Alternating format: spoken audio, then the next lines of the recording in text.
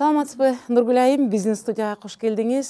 Биздин бүгүнкү темабыз ушул Кыргызстанда эң күчтүү сырткы үйдүн ишин бардыгын бирдей алып кеткен 10 аялдан суроо жооп кылып маек өткөрүп аттык эле. Ошол 10 аялдын бири сизсиз. Бүгүнкү биздин темабыз келе жаткан 8 март майрамы, жаз, назиктик, аялдык бактылуулук деген темалардын айланасында болмокчу. Анда эмесе биздин алгачкы сурообуз: аял кайсы учурда бактылуу боло алат? Саламатчылык. Биринчиден ошол 10 Кыргызстан боюнча 10 күчтүү аялдын катарына киргизип, мени чакырганыңыздарга сиздерге терең ыраазычылык билдиремин. Анан ушул учурдан пайдаланып, сизди жана бүтүндөй эле Кыргыз элиндеги, Кыргыз Республикасындагы жалпы аял затын, ошондой эле бул эл аралык майрам болгон үчүн баардык эле жалпы аял затын ушу келе жаткан 8 март эл аралык аялдардын майрамы менен куттуктоо менен бирге ошол сиздин сурооңузга жооп берүүгө аракет кылайын. Аял кайсыл учурда бактылуу болот?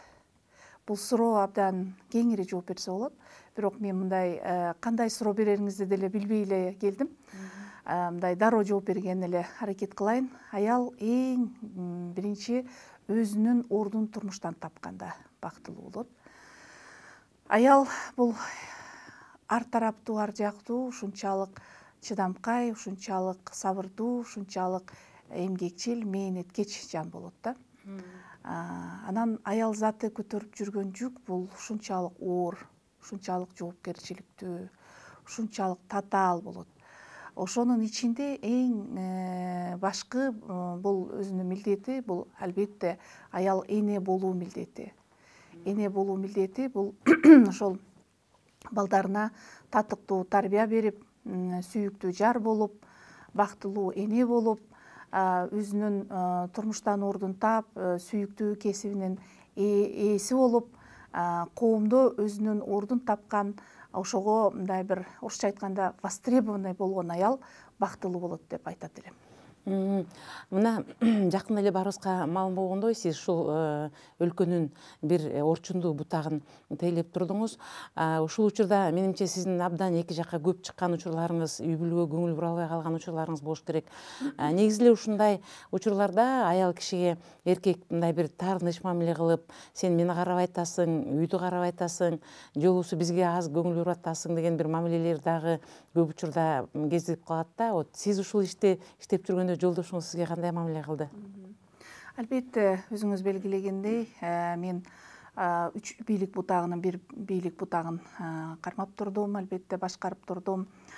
Бул мага эң чоң жоопкерчилик болду. Эң башкысы мен өзүмдө ушул Кыргыз Республикасынын жогорку сотунун төрайымы болгондон кийин өзүмө ушунчалык оор жоопкерчилик жана мындай жүк бир кандайдыр бир кандай десем, менде мындай бир мен төрайыммын деген сезим болгон жок. Мен мындай төрайыммын, мен мындай бир жогорку кызматтамын деген сезим эмес. Менде ушу чоң жоопкерчиликти гана сезип аттым да. Себеби ушул элим мени карап турат, системаны жүзү болгондон кийин ошонун күзгүсү болуп, коомдун күзгүсү болушум керек деген чоң жоопкерчилик. Эми судьялык кесип бул эң биринчиден кынтыксыздыкты талап кылат. Анын ичинен бул кызмат андан дагы чоң жоопкерчиликти талап кыларын түшүндүм. Андан кийин албетте жанагы көбүнчө үй бүлөгө убакыт таппай калат экенсиң, аны моюнга алыш керек. Эртең менен жумушка кетесиң, түн бир окумда келесиң. Көп иш чаралар болот, көп иш чараларга барасың, региондорго чыгасың. Айтор ошол убакыт ушунчалык көп кетет жумушка.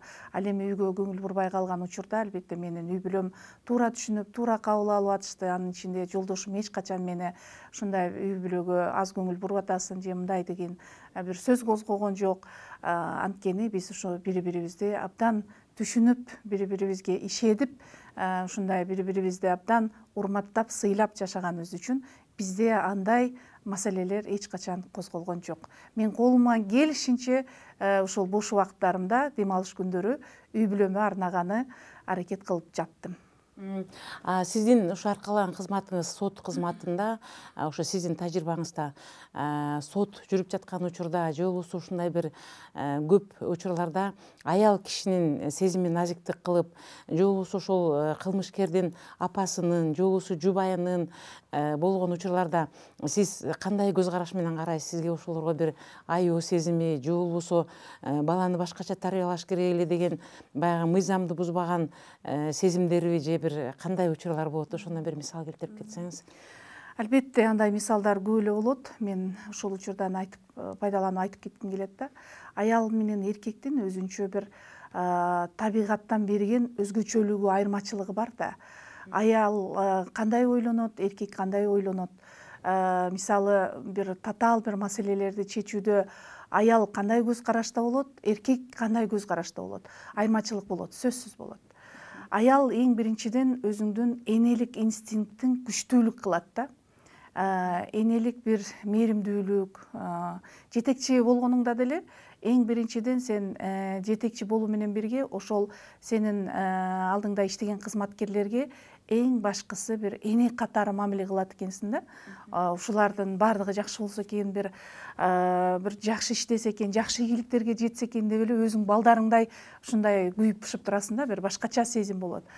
Анан ошону менен бирге эле бул иш караганда дагы айрыкча үй бүлөлүк маселелерди караганда ушундай бир абдан бир толкунданып, абдан ушунчалык мындай бир ички туюмуңда ушундай бир үй бүлөнү, мисалы ошол эле ажырашуу, ошол эле алимент маселеси каралганда, мисалы балдардын маселеси каралганда, үй бүлөлүк иштерге байланыштуу маселелер каралганда бир жүрөгүң башкача бир уйгу туйгу болуп, ошол үй бүлөнүн бузулбашын, ошол үй бүлөнүн бир жарашып кетишине бир өзгөчө бир эме болосуң да, аракет кыласың. Мен өзүмдөн ошону байкаганмын. Мен ошол биринчи инстанциялык сотто иштегенде айрыкча ошол ажырашуу категориясында иштерди караганда ушуларга бир жарашуу үчүн мөөнөт берип, ушулардын жарашып кетишине бир шарт түзүп, ушунчалык бир түшүндүрүп булардын укук милдеттерин ушундай жарашууга аракет кылчумун да. Демек, аял киши ишти карап атканда баары бир өзгөчө бир мындай мамиле кылып, өзгөчө бир өзүнүн методикасын колдонот экенине мен ынандым да. Ошондой эле кылмыш иштерин караганда дагы айрыкча жанагы жашы жете элек балдардын ишин караганда, же болбосо жашы өтүп кеткен адамдардын ишин караганда, бир жок жерден бир кылмышка кабыл болуп, бир өзү бир жок жерден эле кабыл болуп калган учурда ушунчалык бир мындай бооруң ачыйт. Бирок мыйзам деген мыйзам да, кандай болбосун ал мыйзам, мыйзамдын алдында баардыгы бирдей. Бирок ошол мыйзам дагы адилеттүү болуш керек. Ошол адилеттүү чечим, өкүм чыгарганга болгон мындай аракетин жасап иштеш керек. Баардык эле судья аял эркегине карабай. Бирок аялдардын өзгөчө интуициясы күчтүү болот. Жанагы сотко келгенде эки тараптын тең чындыгы бар да. Эки тараптын тең угуп отурсаң, экөөнүкү тең чындай көрүнөт да. Бирок ошол ички туюмуң менен, ички интуицияңдын күчтүүлүгү менен ошол кайсыл тарапта чындык экенин сен таап чыгуу да. Аялдардын интуициясы күчтүү болот го. Ушул келе жаткан майрам негизи эле эң негизи энелердин майрамы деп айтылат.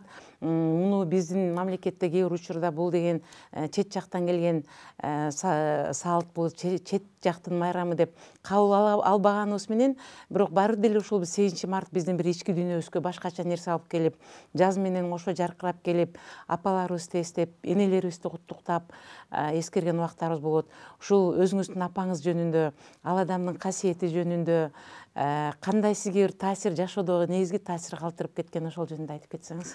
Суроолоруңуздун ичинен мен үчүн абдан эң бир ушундай маанилүү суроо болуп атат. Эне жөнүндө айтканда ушунчалык бир башкача бир ой толгоо пайда болот да ар бирибизде ошол эне төрөп, эне чоңойтуп, өзүнүн ушул түн уйкусун бузуп, бизге болгон ушул тарбиясын берип, болгон эмгегин арнап келет. Менин апам дагы азыр мына 75-тен 76-га карады, Айпери деп. Атына заты жарашкан, ушунчалык колунан көрү төгүлгөн, ушунчалык мээримдүү, назик, ушунчалык боорукер апам бар, Кудайга шүгүр. атаман эрте ажырасам дагы Кудайга шүгүр ушул апамдын мээримине мындай бөлөнүп чоңойдум. Апам ушул мен апамды эстегенде эле ошол кичинекей кезимде бизге жасап берген оромосун, айрыкча оромосун мен жакшы көрүп жейм. Ошону дайым айтамын. Нан жапканын, ушунчалык сүт тартканын, эшикте ушу гүл өстүргөнүн, ушунчалык сайма сайып, туштук сайып, кийиз жасаганын, айтор аял затка тиешелүү кандай жакшы касиеттер болсо, ошонун баарында апамда бар да, баары. Анан апам өзү ушунчалык өзү кесиби боюнча ветврач болгон. Бирок ушул мени өзү айтып калат, ошо 20 баланын ордуна баккам деп, мага ушунчалык өзгөчө, ушунчалык ден соолугун да кетирип, ушундай ыйлак болгон экен. Мен өзгөчө бир бөпөлөп баккан экен. Мен ушул учурдан пайдаланып, апама ушул терең ушул ийилип, таазим кылып, өзүмдөн ушул ыраазычылыгымды билдирип, апамды ушул учурдан пайдаланып, ушул келе жаткан 8 март майрамы менен чын дилимден куттуктап, эң башкысы апама аманчылык, ден соолук каалап, төрүбүздүн көркү болуп эле көп жашашын каалап кетет элем. Анан жана сиздин сурооңузда дагы жан бар. Айтасы 8 март бул мусулмандар үчүн керекпи же керек эмеспи депчи. Мен айтып кетет элем, негизи эле аял заты үчүн күнүгө майрам болуш керек. Анткени аял заты бул дүйнөнү кармап турат.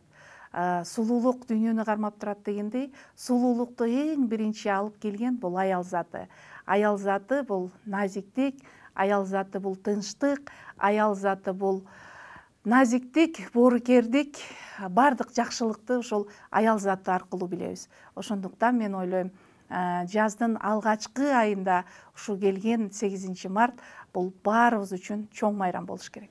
Жанагы энеси бар адамдар эч качан картайышпайт деп коет го. Ушул сөздүн мааниси абдан туура болуш керек деп ойлойм. Сиз дагы дайыма бетиңизден нур төгүлүп ушунчалык.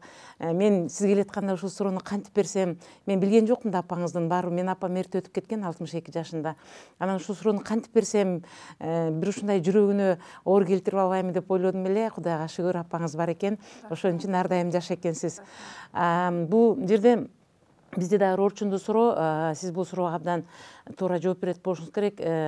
Бүгүнкү күндө коомдо биздин Кыргызстандын ичинде коомдо аялдардын орду кичине четтетилип калгансып, анын ичинде биздин азыр өсүп келаткан келечектеги энелер, келечекте мүмкүн алардын арасынан бир аял ажоо чыгып калабы, же бир ушундай бир жакшы чоң үмүттөрдү артканыбызга карабай, азыркы жаштардын, кыздардын көз карашы турмушка башкача деп айтылат. Буга сиз кандай маани бересиз?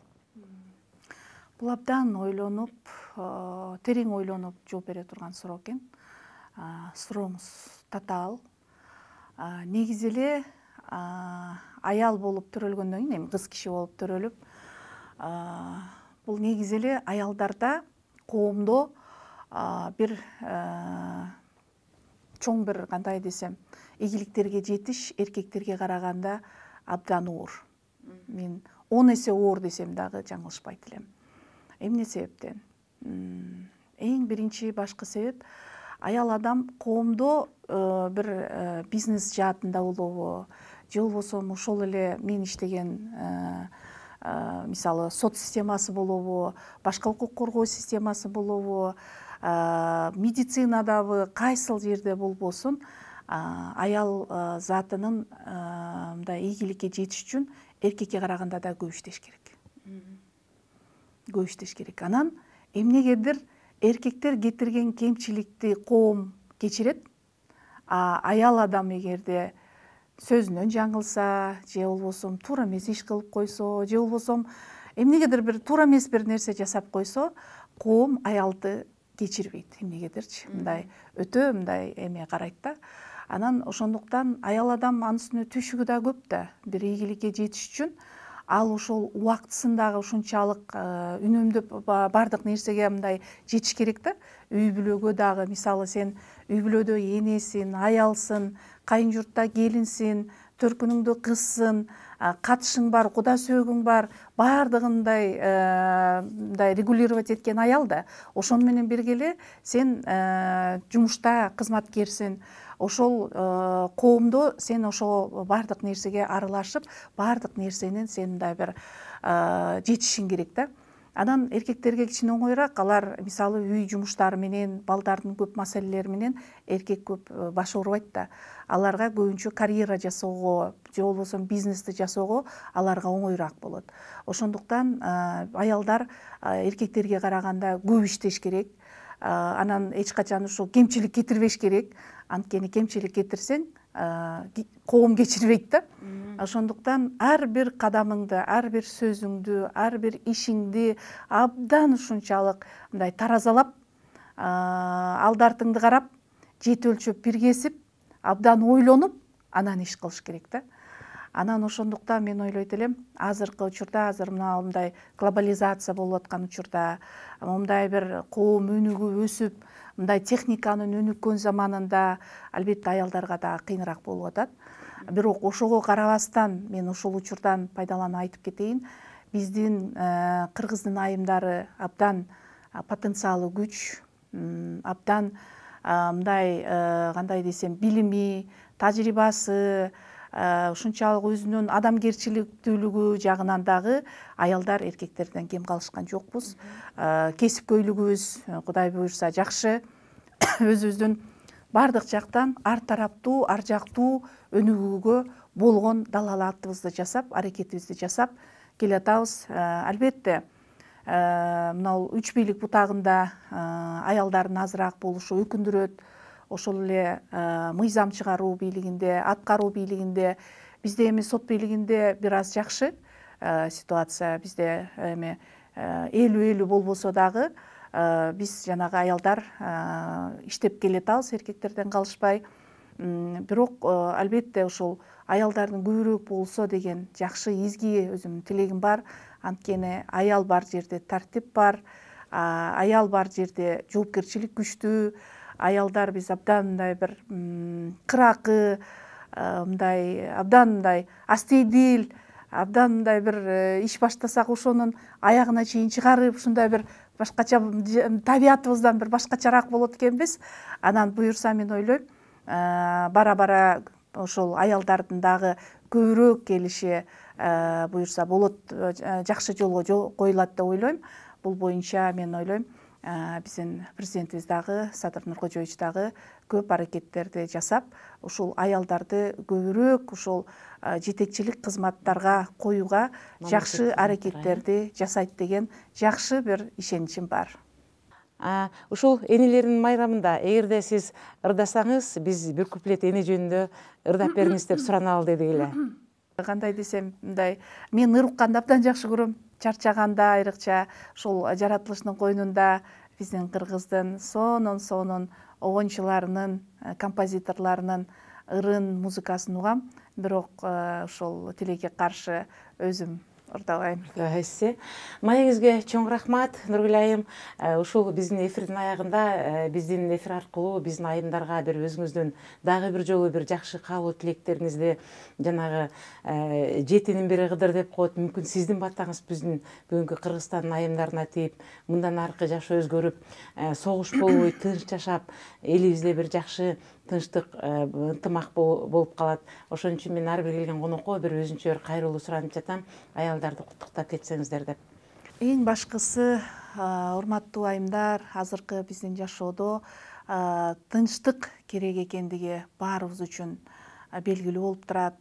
Азыр мына дүйнөдө болуп жаткан окуялардан ушунчалык баарыбыздын жүрөгүбүз теленип, ушунчалык кайгырып турабыз ушул тезирээк ушул тынчтык орношуна. Жанагы кыргызда жакшы сөз бар: бир уйдун мүйүзү сынса, 1000 уйдун мүйүзү зыркырайт депчи. Планетанын кайсыл жеринде бир кандайдыр бир согуш болуп атса, же болбосо бир жаман окуялар болуп жатса, бүтүндөй баарыбызга ошол таасирин тийгизет. Ошондуктан мен эне катары ушул эң биринчи баарыңыздарга дүйнөдө ушул тынчтык болсун. Тынчтык, ынтымак, биримдик, ырыскы, ушул дөөлөт, ден соолук, аманчылыкты тилейм. Баарыңыздарга ушул энелик бакыт тилейм. Асманыңыздар ачык болуп, жылдызыңар жарык болуп, энелер баарыңыздардын бала чакаңыздар менен өмүрүңүздөр узун болуп, өрүшүңүздөр жайык болсун.